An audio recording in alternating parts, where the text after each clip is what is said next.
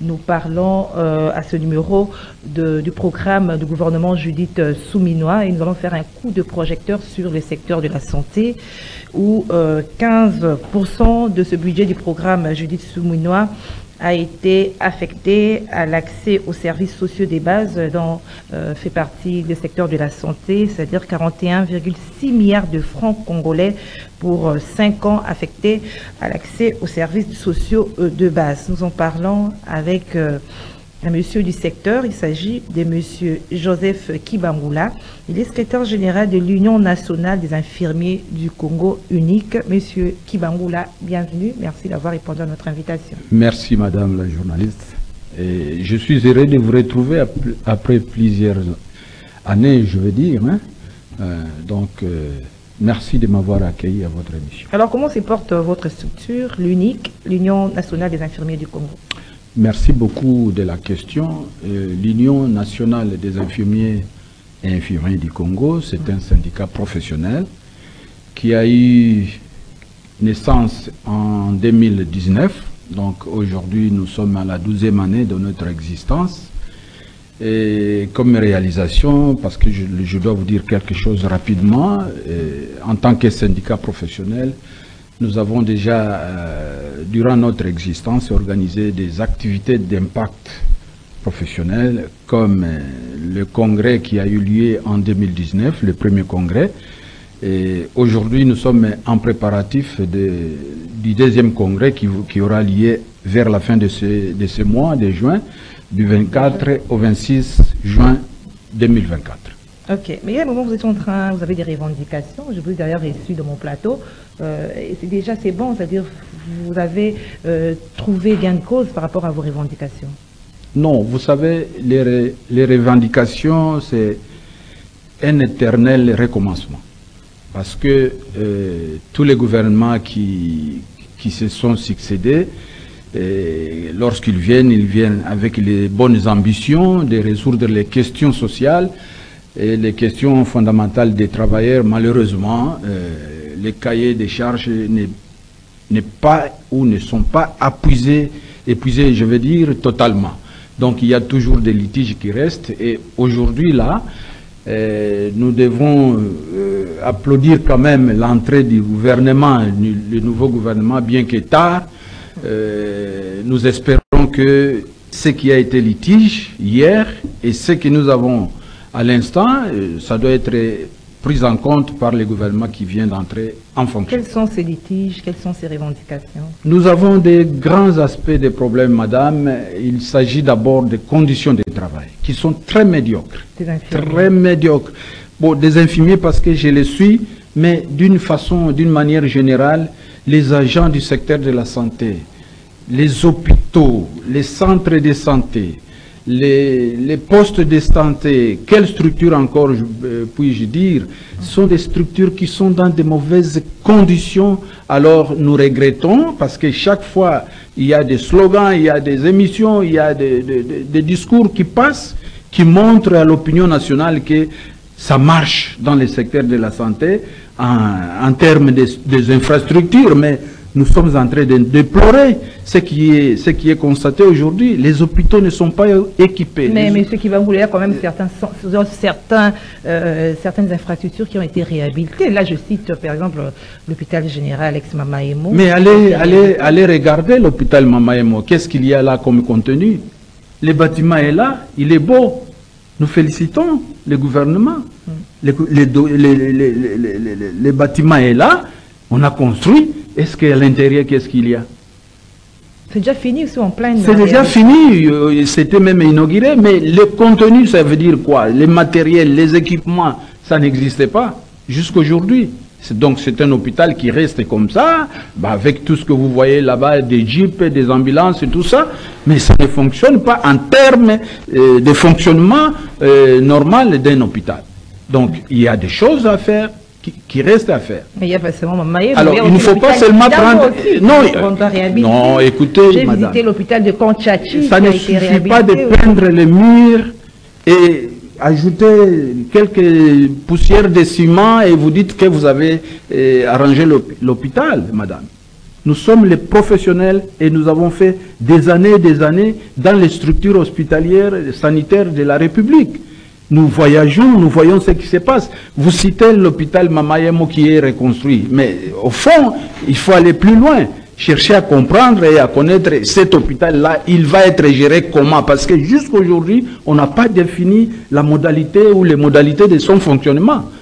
Vous comprenez? Donc, ça, c'est un premier aspect des conditions de travail que nous réclamons, que nous revendiquons souvent et toujours auprès du gouvernement. Malheureusement, nos cris sont engloutis dans l'océan. Alors, le deuxième aspect, c'est la rémunération, madame. En tout cas, les secteurs de la santé d'une manière générale, et en particulier les infirmiers, nous sommes mal rémunérés. Vous touchez combien? C'est un secret? Bon, ça doit être un secret parce que c'est une honte. C'est une honte. Quelqu'un qui a la responsabilité, la charge de prendre en main la santé des populations, et quand vous le payez $100 000, oh là là, 100 000, attention. Ça doit être peut-être une prophétie. Vous lui payez 100 000 francs congolais. Ok. Ça veut dire quoi? C'est ça le problème, madame. Donc nous sommes les mal payés, même si on peut dire qu'il y a des difficultés, mais les conditions salariales ne sont pas améliorées. Et c'est ça notre créneau, c'est ça notre revendication de tout le temps.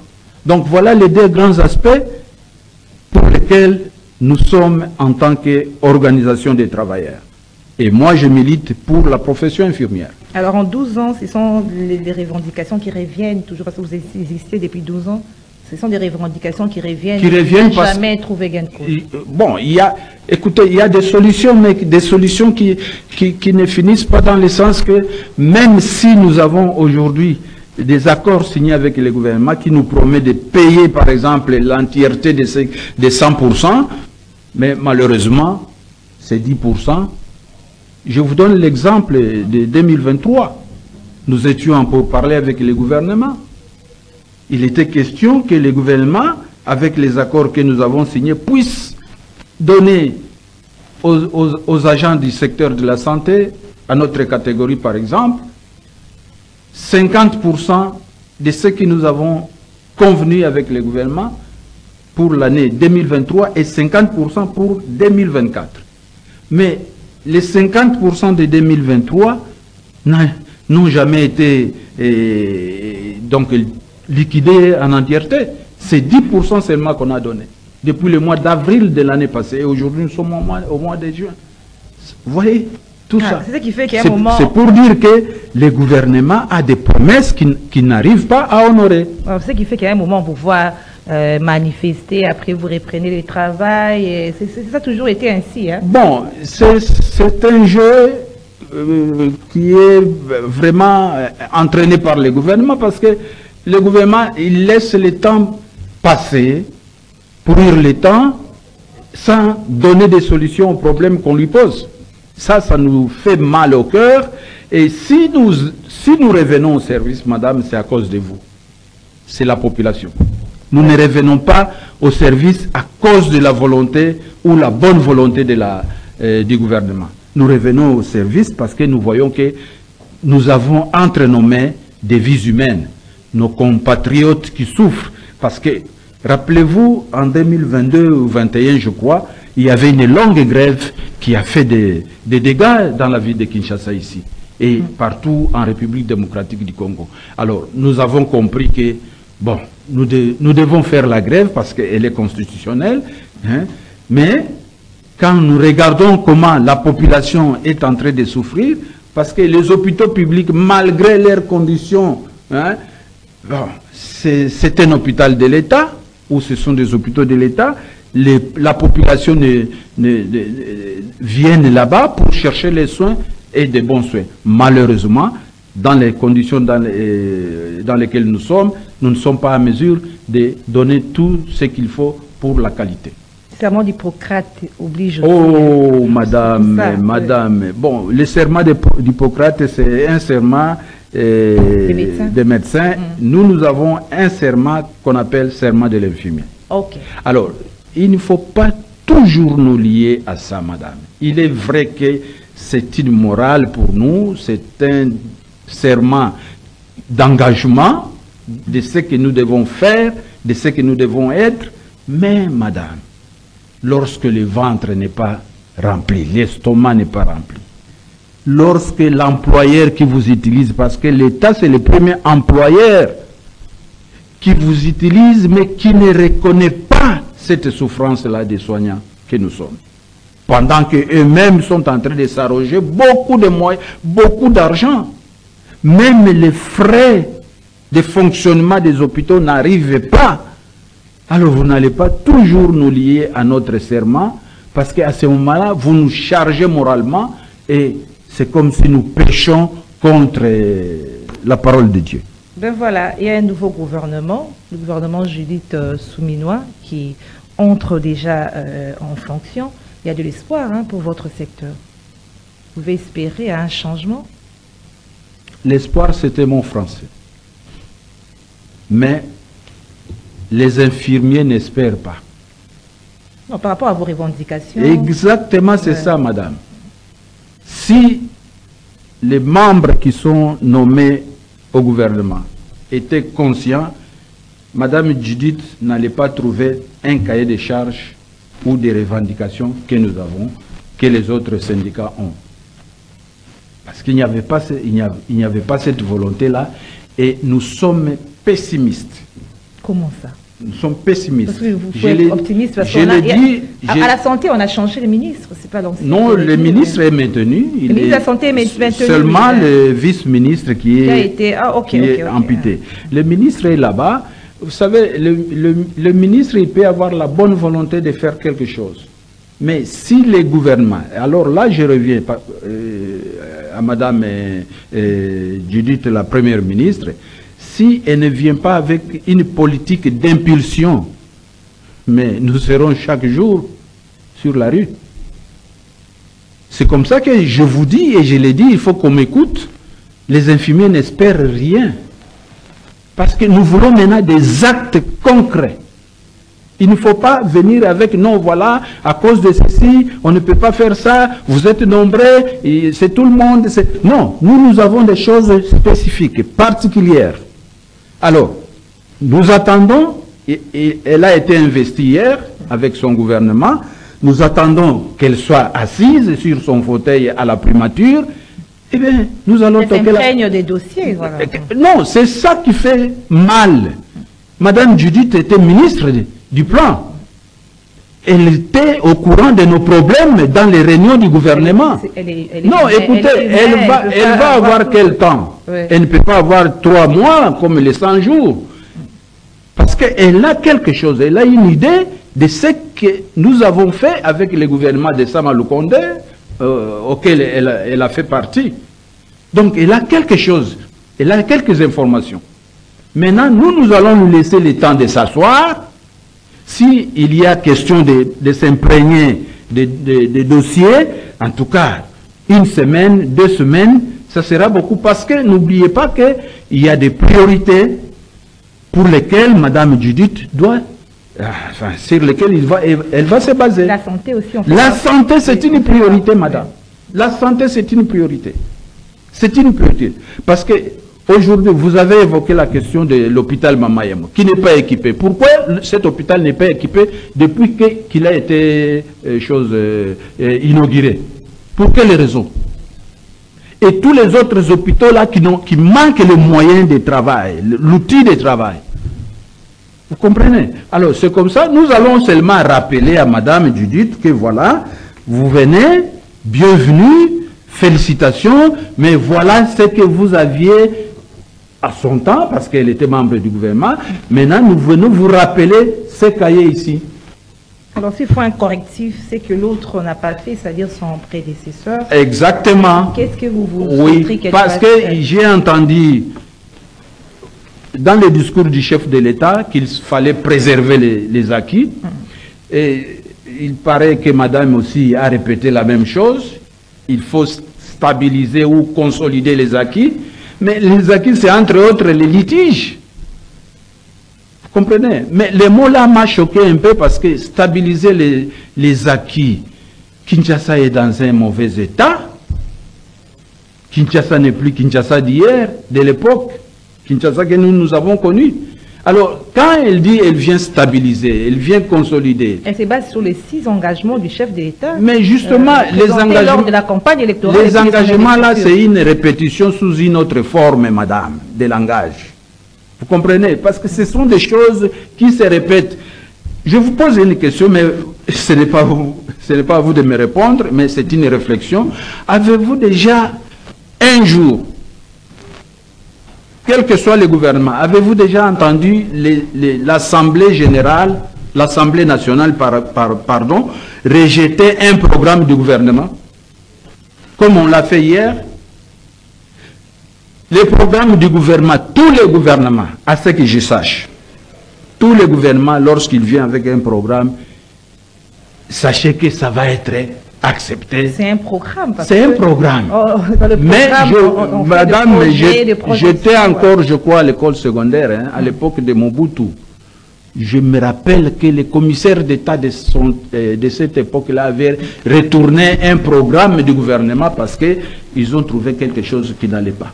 Je me rappelle, si j'ai bonne mémoire. J'étais encore bien enfant à l'école secondaire.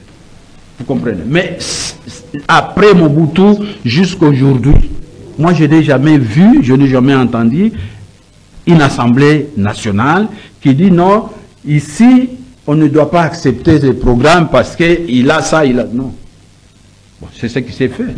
Mais vous avez quand même vu un ministre démis de ses fonctions avec ses les ministres de l'économie.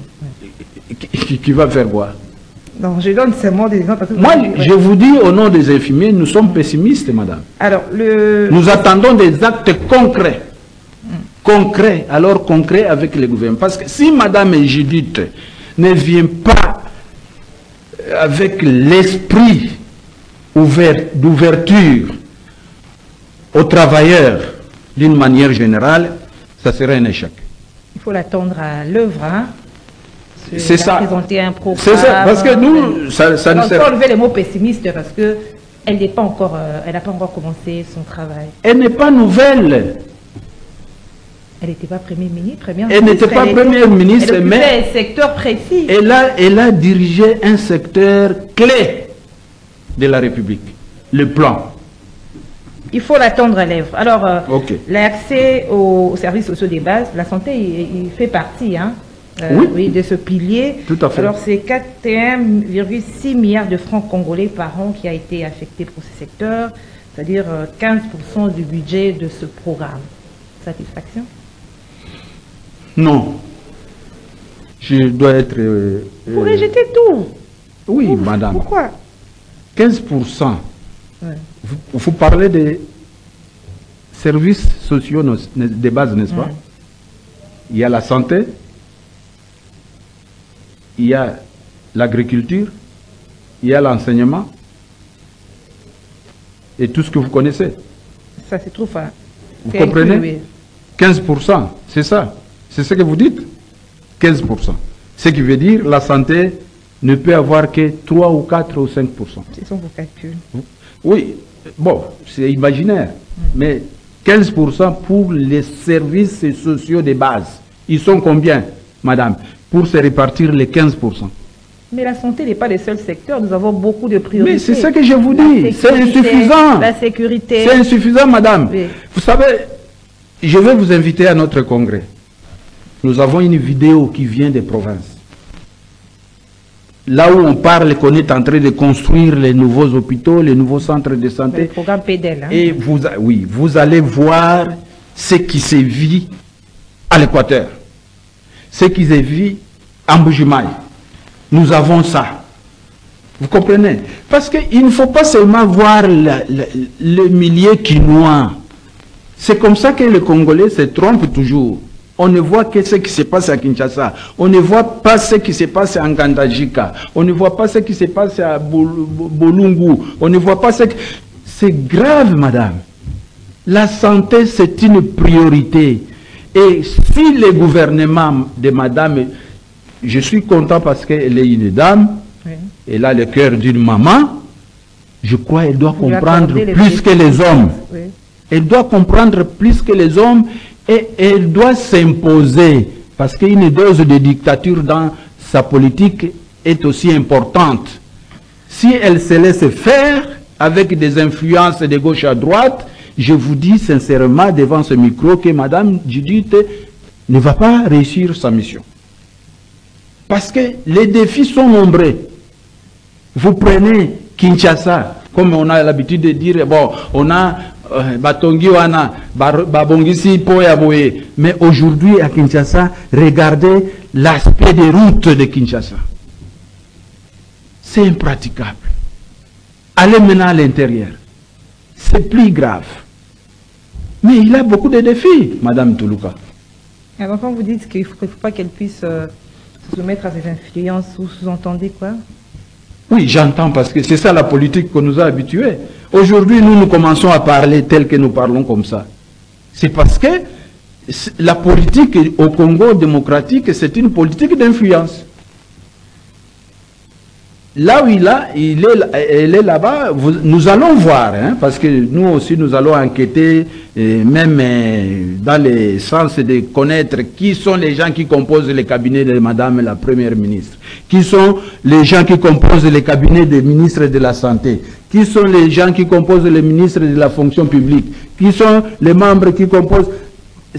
Les influences dont je parle ici, ça veut dire qu'on peut vous envoyer des personnes non expertes qui ne peuvent pas vous aider dans le travail à accomplir. Alors on vous envoie les gens pourvu qu'il ait un poste, pourvu qu'il soit rémunéré par le trésor public. Ce sont des mauvaises influences.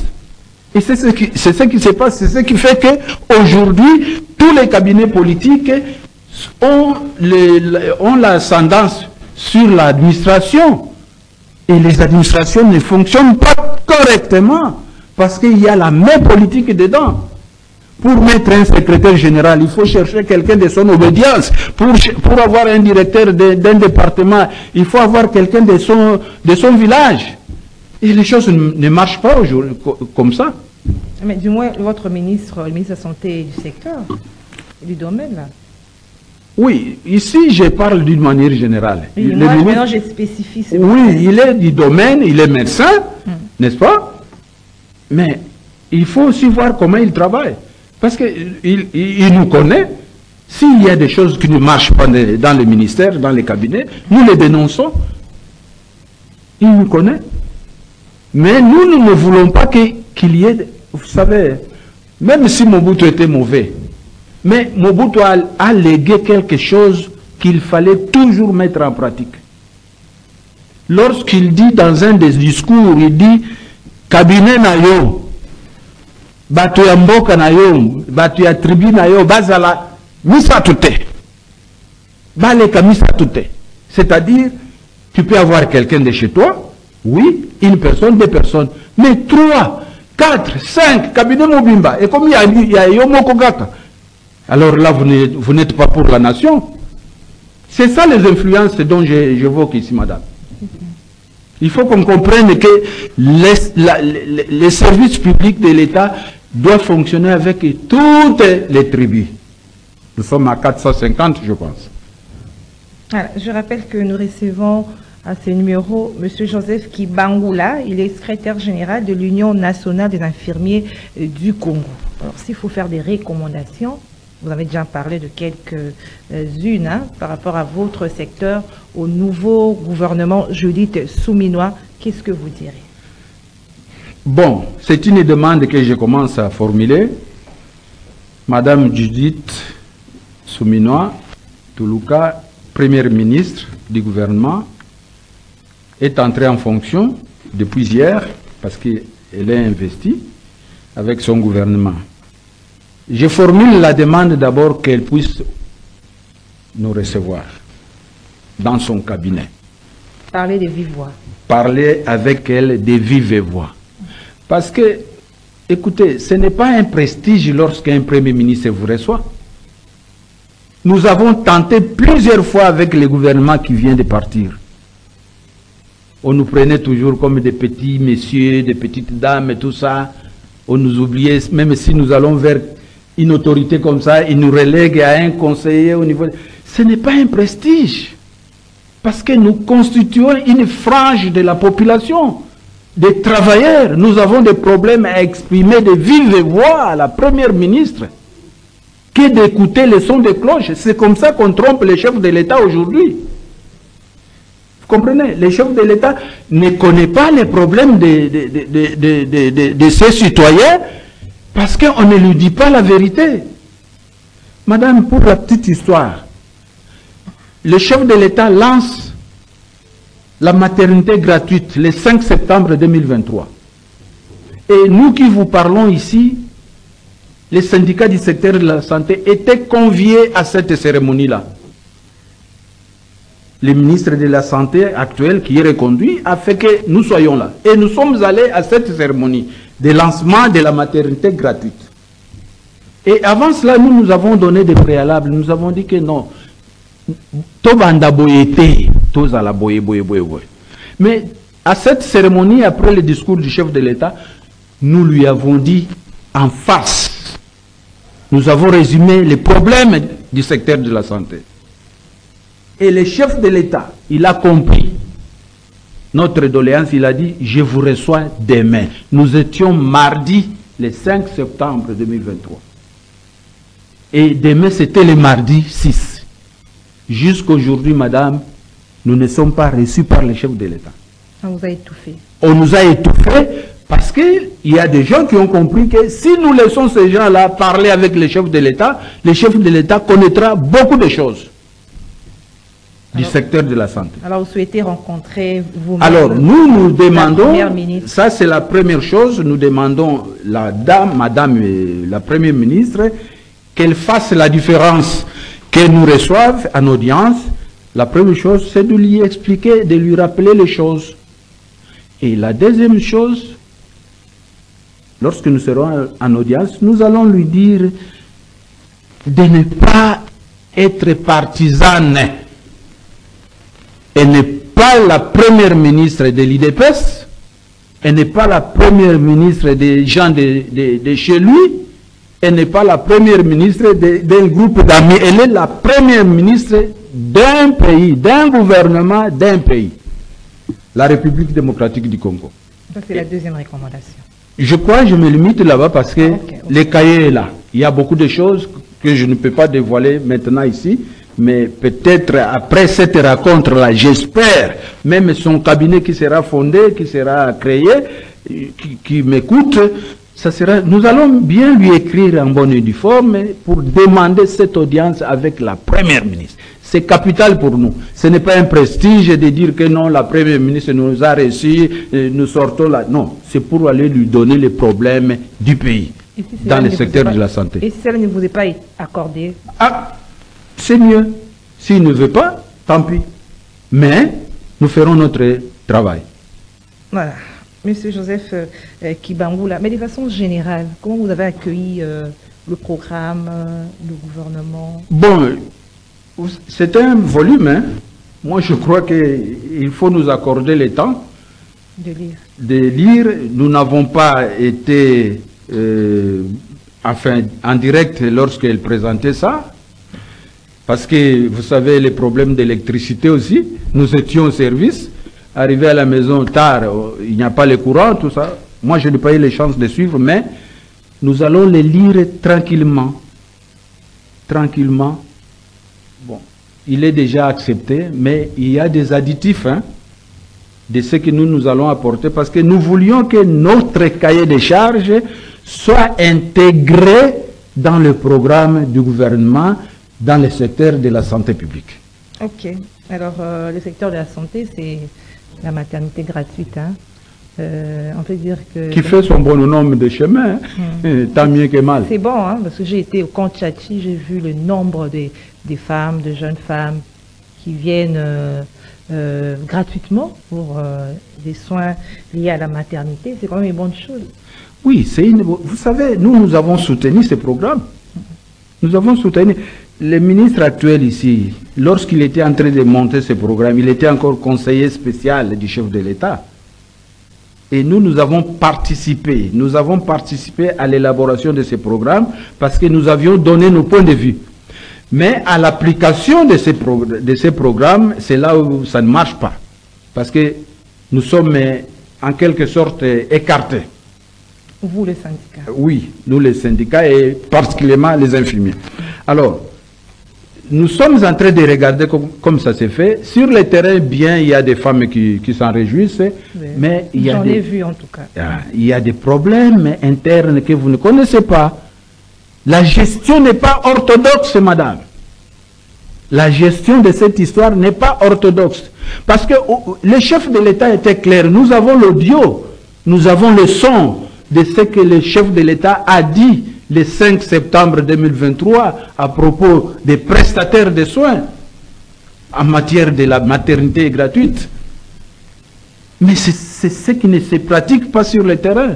Ça fait du problème, la gestion. Et nous sommes en train de dénoncer. Bon, comme le gouvernement est maintenant en place, je crois que le dossier va remonter sur la table. Il y aura amélioration. C'est ça. Nous voulons qu'on améliore les choses. Mais pratiquement aujourd'hui, en tout cas, nous sommes dans la boue. Voilà. Monsieur Joseph Kibangula, secrétaire général de l'UNIC, un mot pour conclure notre Merci beaucoup, madame. Ce n'est pas la première fois, je sais qu'il y a un temps qui est passé. Merci beaucoup de l'émission, de m'avoir invité, de donner un point de vue. Mais j'encourage les gouvernements, bien que je sois pessimiste avec mes amis, j'encourage madame la première ministre de faire un travail appréciable.